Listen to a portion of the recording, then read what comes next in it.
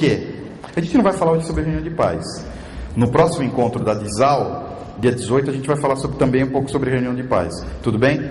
Por que eu acho chato? Se o aluno tá bom, não preciso ir. Se ele tá ruim, não vou. Eu como pai, preciso ser humilhado. Não vou em nenhuma. Fora. Tudo bem? Temos que usar práticas andragógicas na reunião de pais. Quando se fala em academia, curso superior, aí é 100% andragógico, né? Aí, eu acho que os enfoques que eu estou passando aqui são mais fáceis de serem implantados. Vamos começar. Vamos fazer um... Primeiro tem que ter periodicidade constante. Constância tem que ser período. Se tem um período, vamos fazer uma análise mensal. Em um mês nós vamos fazer 4 reuniões, tudo bem? Toda semana nós vamos fazer uma reunião. Ótimo. O objetivo é mudanças de atitudes dentro do processo comportamental. Na primeira, o que eu posso fazer? Aquelas técnicas relacionais, dinâmica, quebra-gelo, tal. Vocês conhecem a dinâmica do barbante? É nova, conhecem? Utilizem, porque nunca ninguém utiliza, né? E depois, colocar uma musiquinha, eu acho legal. Você trabalha com uma outra órgão sensitivo, eu acho bem interessante. A música do Toquinho, lá, Aquarela, também é nova. Coloca da Aquarela, faz a dinâmica do barbante, todo mundo tá... É tudo novidade, já... Eu acho relacional interessante. Curta duração, tá? É só quebra-gelo. Não é 3 horas de dinâmica e aí meia hora de instrução. As reuniões, se são semanais, tem que ser curta, no máximo 1 hora, senão fica chato. O quebra-gelo é 10 minutos. Compartilhamento de conteúdo. Você vai instruir, se é capacitação, se é muita capacitação, tem coisa errada. Aí cria um parâmetro separado.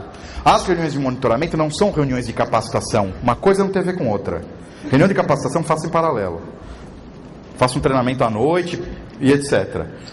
É lógico que sempre vai ser capacitação, não tenha dúvida nenhuma. O que eu quero dizer assim, quando o grande problema é a capacitação só. Tudo bem? Você não vai substituir monitoramento por reuniões de instrução.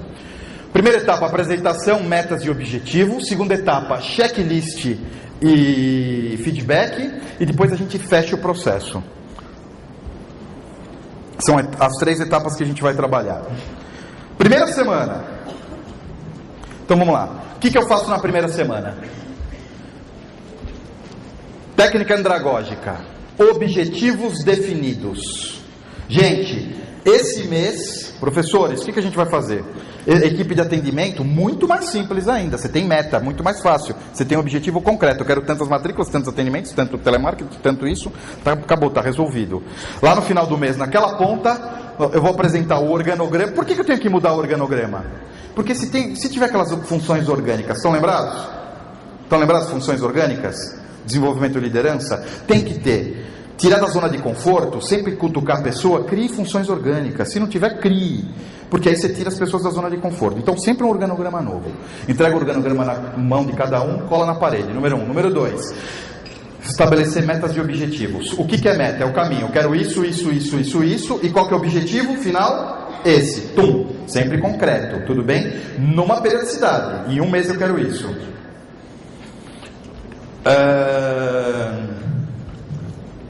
Definir prazos. Ótimo. Depois, como que eu posso fazer essa reunião? Brainstorm, tempestade de ideias, eu acho interessante, que é, você pega um problema, então assim, é a técnica do pensamento divergente. Várias opiniões conseguem desenvolver uma ideia melhor do que uma só. Tudo bem? Um conceito ou principalmente uma solução. Então o que você vai colocar? Olha, esse é o problema. Apresentação de uma pesquisa, determinados problemas, nota no Enem, etc. Brainstorming. Mas aí gere autonomia. Divida em grupos, faça com que as pessoas gerem os resultados, as soluções, exponha essas soluções e trace um objetivo com isso. A técnica de brainstorm funciona bem, nasceu na educação e se perdeu. Fugiu da educação. Discussões e atribuições orgânicas. É aquilo que eu falei, você vai dividir as técnicas de liderança para cada um. Tudo bem? Depois, normas e procedimentos e condutas. Isso não tem que ser sempre. Mas, por exemplo, se você tem problema de pontualidade, toda reunião você vai falar de pontualidade. Se você tem problema de falta, toda reunião você vai falar de falta.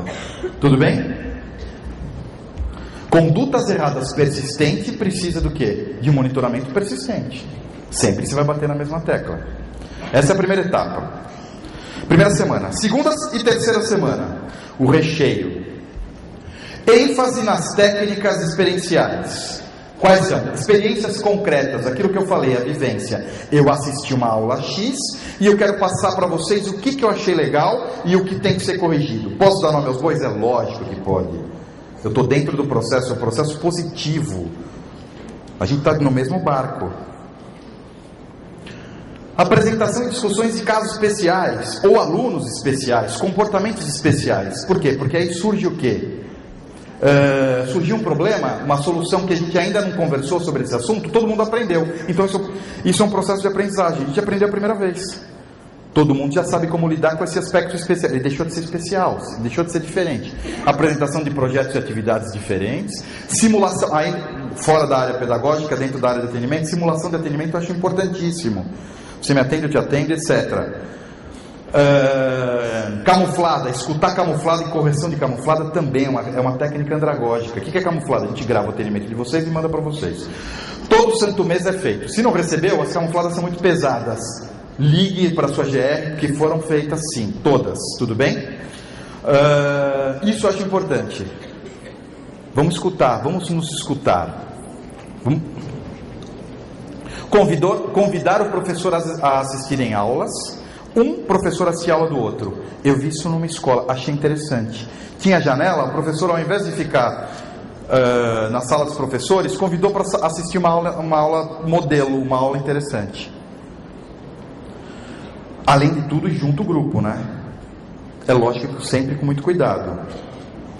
E principal, convidar professores a assistirem aulas extraordinárias. Quando a aula é legal, compensa, ou a professora dá uma aula para o resto da equipe. O próprio professor dá uma aula. O professor de matemática vai dar uma aula de matemática agora para vocês. Por quê? O conteúdo é diferente, a didática é interessante. Você aprende essa didática, a metodologia você vai utilizar, as relações interpessoais você vai sentir, o comportamento e a postura também. Isso, aulas extraordinárias eu acho muito legal. Fora que você valoriza, né? Quem dá essa aula especial. Trabalho com uma escola há um tempinho. Esse é um problema de comunicação grave. Fui assistir uma aula.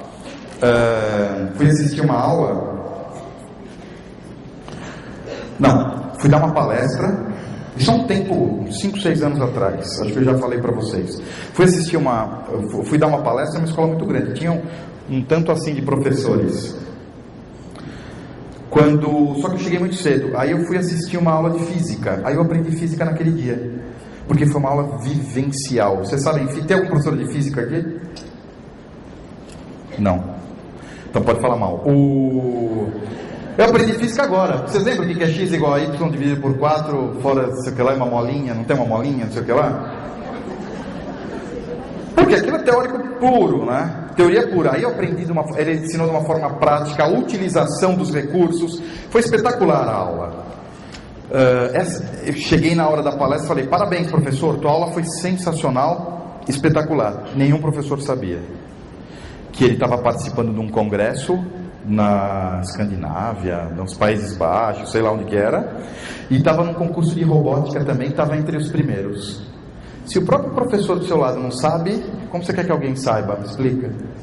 Esse erro de comunicação é aquele corpo. Tem que tomar cuidado, porque em determinados aspectos existe o corporativismo. Ninguém é responsável de nada. Em outros aspectos existe o quê? Existe uma separação muito grande. É a minha aula, não quero que ninguém chegue perto. Tudo bem? Eu não quero que ninguém aprenda minhas técnicas mirabolantes. Isso tem que ser compartilhado.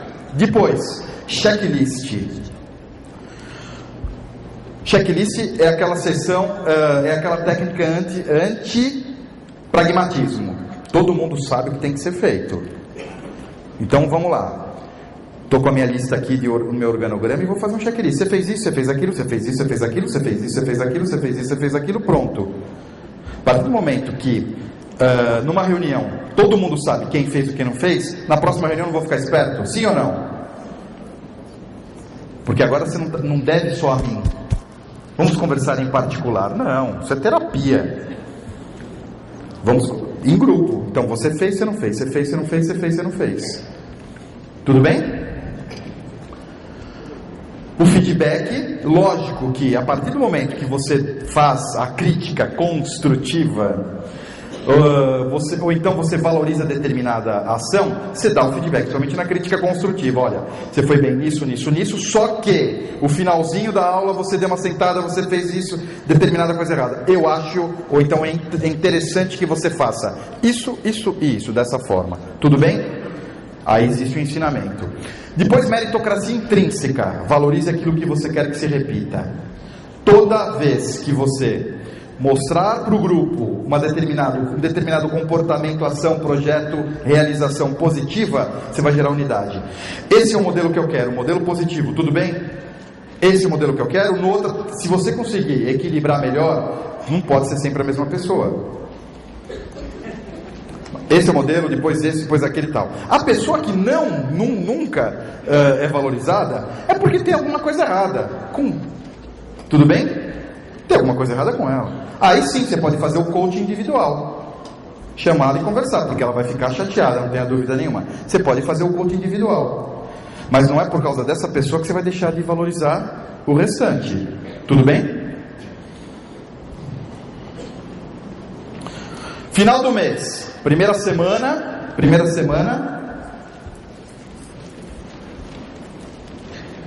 Segunda, terceira e o fechamento.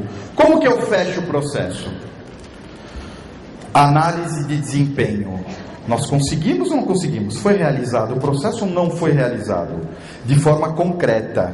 Então fecha o ciclo, e o interessante é fechar ciclos curtos, tudo bem? Eu acho que o mensal é o ideal.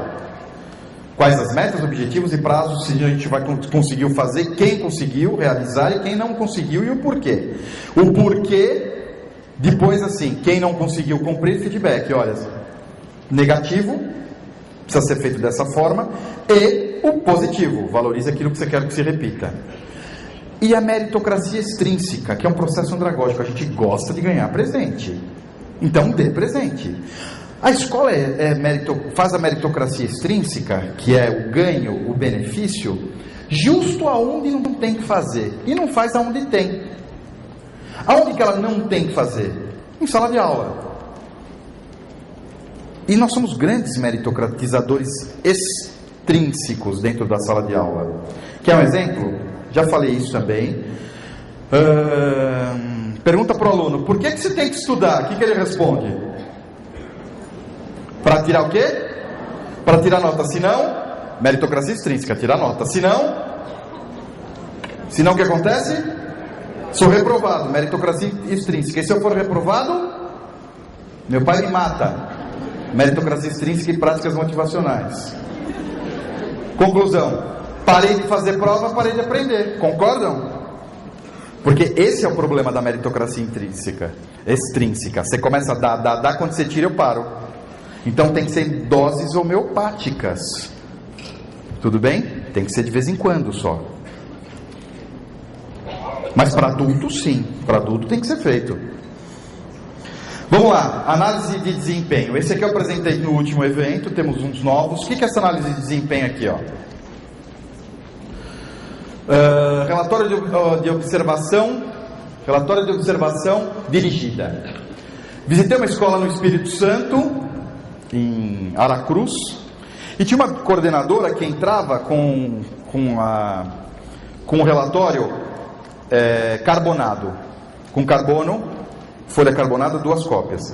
Ela entrava e preenchia, e no final da aula ela entregava uma cópia. Fui conversar com essa coordenadora. E aí, me explica o que você está fazendo. Ela disse o seguinte: olha, primeiro, quando é alguma falha, eu quero que a resolução seja imediata, não vou esperar a reunião de monitoramento e nem vou chamar para fazer terapia. Só se for alguma coisa mais, comportamento negativo, alguma coisa mais pesada. Então o que eu faço? Já resolvo, se for coisa leve, resolvo já no ato. Quebra de burocracia. Depois, uso pictogramas. O que são pictogramas? São as carinhas ali, ó. Carinha sorrindo e carinha mais ou menos. Por que eu uso esse pictograma? Para me policiar. Porque quando eu entro num lugar, quando eu entro para assistir uma aula, o meu ser busca aspectos negativos. E se eu, numa reunião de reconhecimento, de monitoramento, eu só bater, só reunião, só eu focar nos aspectos negativos, eu vou mostrar claramente que a minha escola é ruim, vou gerar uma imagem negativa. Não faz sentido isso.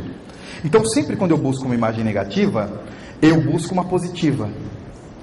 Então, na verdade, é uma colinha, né? Então, assim, por exemplo, aqui, ó, postura. Se ela captou uma informação errada, alguma coisa que tem que ser melhorada, ela vai buscar. Até porque a pessoa faz parte da equipe. Se ela faz parte da equipe, é sinal que eu confio nessa pessoa. Então, ela tem aspectos positivos. E os aspectos positivos são muito maiores que os negativos, senão ela não estava empregada. Concordam? Sim ou não? Então, o que eu faço? Eu sempre, capacitação técnica. Se eu coloquei um negativo, eu busco um positivo. O negativo e o positivo fica mais equilibrado o processo, não gera uma imagem negativa, nem um institucional negativo. A reunião fica mais leve. Se tem um muito pesado, aí sim eu faço no individual. Simples e objetivo. Adorei esse processo. Outra análise de desempenho que eu achei muito interessante foi numa escola que está aqui com a gente, Escola Perfil da Bahia. Relatório através de escalas gráficas. Tem um monte de aspecto positivo, o pós-relatório. Então vamos lá, o coordenador entra numa sala e faz uma análise, o quê? Pontuando. Ótimo vale 2 pontos, regular 1, fraco vale 0 pontos. Gera uma pontuação. Extremamente simples. E faz uma análise geral. Contextualiza a aula,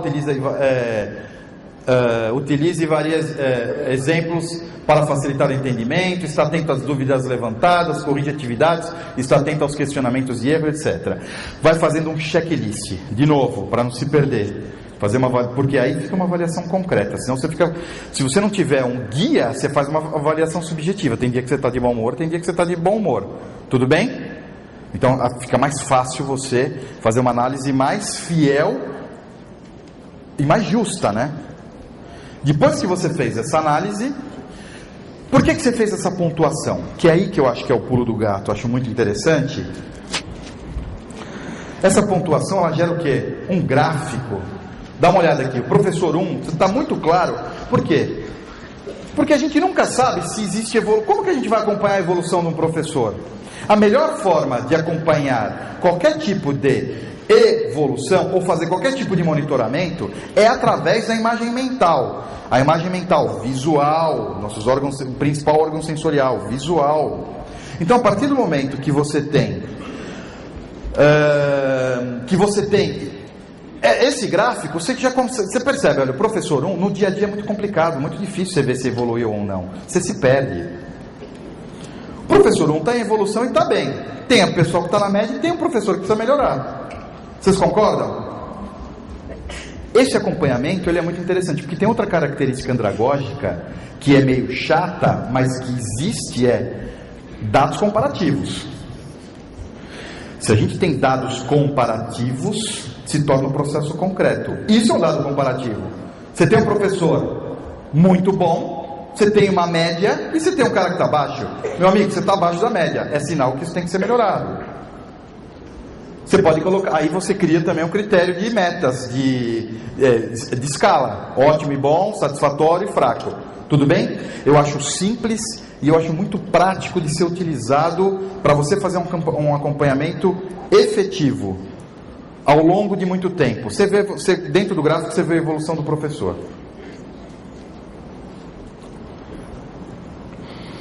Depois, esse tipo de escala, esse tipo de análise de desempenho, ela gera uma meritocracia. Ela pode gerar, a melhor forma de gerar uma meritocracia extrínseca. É mais fácil de quantificar dados. De novo, nós como adultos, uma meritocracia, vamos ver quem está melhor, quem está pior. Vamos ver quem atinge determinada meta. Como que esse aqui é real de uma outra escola. Como que eu faço essa análise meritocrática? Grau de valia, número 1. A pesquisa de desempenho, a pesquisa de análise de desempenho é o que está em cinza, tem um peso maior, dá para chegar até 72 pontos, porque é o principal, professor em sala de aula, concordam? Em segundo lugar, vem o índice de rematrícula. Por quê? Um é o professor em sala de aula. O segundo é o professor quanto a gerador de institucional. Você tem rematrícula? Isso é claro e notório. Escola boa tem rematrícula antecipada, ponto. Escola que tem problema, arrasta a rematrícula. Gera dúvida, joga para frente a rematrícula. Ah, mas é cultural. Sim. Se você ensinou o pai errado durante anos, que você deixou livre, ele pode fazer a rematrícula quando quiser, ele vai fazer em março. Concordam? Até porque ele vai fazer em março a rematrícula, por quê? Porque janeiro e fevereiro a gente não paga conta. Ou paga? Ele sabe que vocês pagam conta janeiro e fevereiro? Tem conta para pagar janeiro e fevereiro? Tem, não tem? Mas para ele, educação infantil, eu vou fazer em abril logo de uma vez, que eu não preciso pagar. Não é isso? Voltando, índice de rematrícula. E depois, uma meritocracia normativa. O que é essa normativa? Assiduidade, pontualidade, entrega de notas, participação em eventos, desenvolvimento de projetos. Conclusão, nós temos uma meritocracia completa.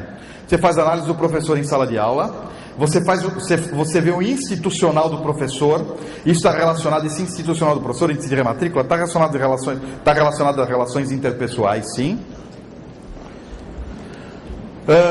E depois o normativo. Eu acho muito interessante. Escola de Sorocaba, roda evolutiva. Eu já vi isso também. Eu vi em Sorocaba e vi no Chile. Esse é pouco utilizado no Brasil, mas eu achei bem interessante. Tem um questionário normal,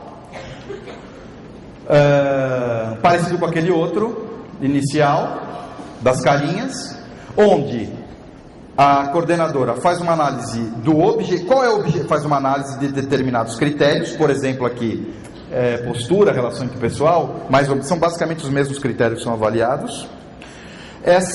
Qual que é o objetivo? Ela traça o objetivo. Quanto à postura, qual que é o objetivo? Vou dar um exemplo aqui. Parecer mais disposto, solícito e com vontade de ministrar a aula. A professora está bem, né? Falando nisso, eu fui assistir uma aula quanto a isso aqui de postura. Vamos ver as metas. Quais são as... Então, o objetivo é esse. O objetivo é lá no final, tudo bem? Agora, para ela atingir esse objetivo, o que ela precisa? Aí são as metas. Não confunda a meta com o objetivo. Eu tenho uma meta. Não, você tem um objetivo. Geralmente. Quais são as metas? Para ela dar uma boa aula, ser solícita, com vontade de ministrar aula. Movimentar-se pela sala de aula, ficar menos tempo sentada em sua mesa. Quer mais claro que isso? Bem claro, não é? Concreto. Tire a da cadeira. Pode ser também. Não pedir para os alunos pegarem determinados objetos enquanto está sentada. Isso eu usei esse exemplo porque eu assisti uma aula, um ano atrás, educação infantil. Aí chegou uma pessoa, a coordenadora falou: Cristian, vamos assistir uma aula e tal. Fui visitar uma escola, estava assistindo uma aula de educação infantil. Foi escolher uma qualquer, estava assistindo. Aí a professora estava sentada na sala de aula. Ela falava assim, estava sentada no meio, fazendo uma atividade de pintura lá, cortando, não sei o que lá. Ela falava assim: fofinha, pega lá para mim a régua. Amorzinho, pega não sei o que lá. Seu quilinha, pega não sei o que lá. Escravinha, pega não sei o que lá. Escravo. Eram seus escravinhos. Mostra o quê? Eu não quero levantar para... Não existe... Vínculos afetivos está relacionado ao quê? Movimento corporal. Vínculos afetivos está relacionado a gasto calórico. É verdade. Isso é bom, né? Mas é verdade isso. Quando você tem interesse por alguém, você se movimenta corporalmente. Quando você se movimenta corporalmente, você gasta caloria. É muito simples isso. Então é verdade. Ela mostrou claramente o quê? Que ela não estava afim, que ela estava cansada, estava cheia, alguma coisa.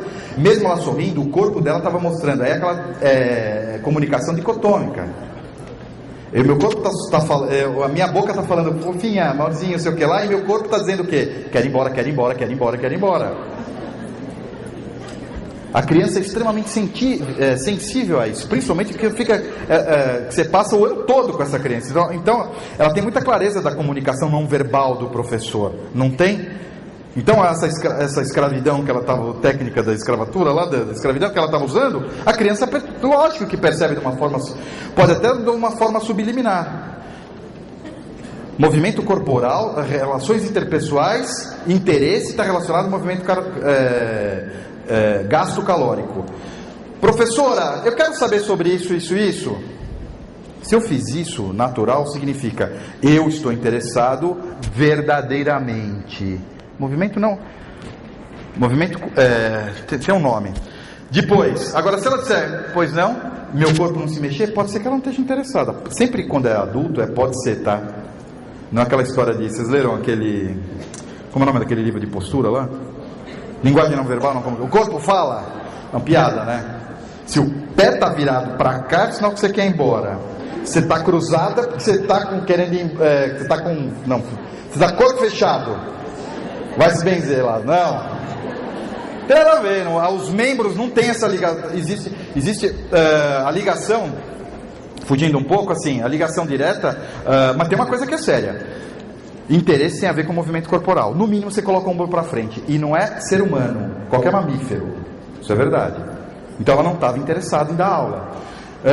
Ir em direção ao aluno quando responder uma pergunta ou for solicitado, ser mais sorridente, ponto. Tudo bem?